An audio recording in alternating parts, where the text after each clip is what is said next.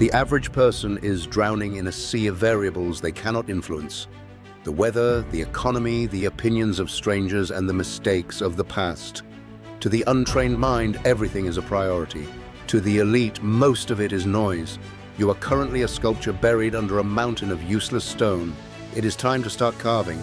Welcome back to the lab. Epictetus, a slave who became a master, taught that the beginning of wisdom is the ability to distinguish between what is ours and what is not. This isn't just a philosophy, it's a filter. If you spend 1 minute of energy on something you cannot change, you have committed a theft against your own potential. Today we test the Dichotomy of Control protocol. For the next 48 hours, you will apply a binary filter to every thought that enters your mind. Rule number 1, the triage. When a stressor arises, you have 5 seconds to categorize it. If it is internal, your effort, your intention, or your speech, it is gold.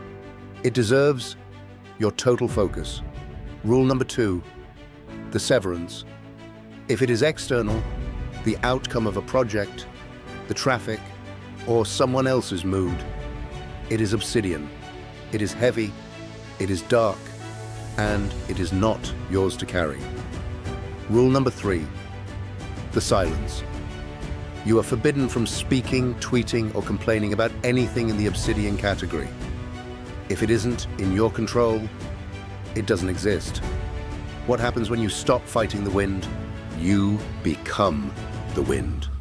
By focusing 100% of your power on the 10% you actually control, your impact multiplies. You will feel a sense of elite calm while everyone around you is in a panic. You have stopped being a victim of circumstances and started being the architect of your character. The gold is no longer trapped in the stone. Test the protocol. Comment focused below to begin your 48 hours of severance. Stop carrying what isn't yours. Lab dismissed.